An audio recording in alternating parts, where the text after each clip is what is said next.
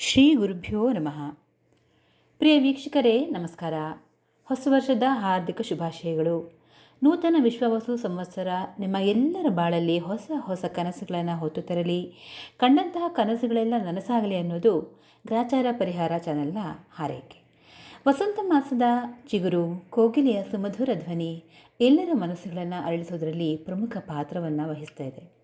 ಪ್ರಕೃತಿಯಲ್ಲಿನ ಏರುಪೇರು, ಮನುಷ್ಯರ ಆಗುಹೋಗುಗಳು ಗ್ರಹಗಳ ಸಂಚಾರದಂತೆ ನಡೆಯುತ್ತವೆ. ಹಾಗೆಯೇ ಗ್ರಹಗತಿಯಂತೆಯೇ ವರ್ಷಕ್ಕೆ ಇಂತಿಷ್ಟು ಆದಾಯ ಹಾಗೂ ಖರ್ಚುಗಳು ಕೂಡ ಉಂಟಾಗುತ್ತವೆ.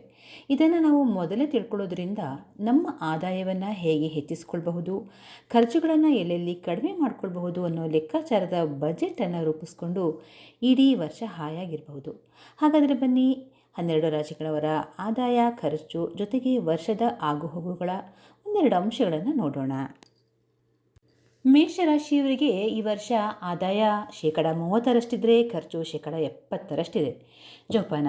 ನಿಮ್ಮ ಕುಟುಂಬದ ಬಜೆಟನ್ನು ಸರಿಯಾಗಿ ರೂಪಿಸ್ಕೊಳ್ಳಿ. ಹಾಗೆಯೇ ಇದಕ್ಕೋಸ್ಕರ ನಿಮ್ಮ ಮನೆಯವರೆಲ್ಲರ ಸಹಕಾರ ಕೂಡ ಬಹಳನೇ ಮುಖ್ಯ ಆಗುತ್ತೆ.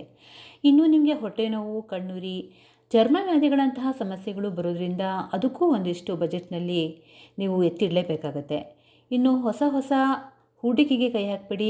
ಹಾಗೆಯೇ ಹೊಸ ಕೆಲಸಗಳು ಅಂದರೆ ಪ್ರಾಜೆಕ್ಟ್ಗಳಿಗೆ ಕೂಡ ಕೈ ಹಾಕೋದು ಬೇಡ.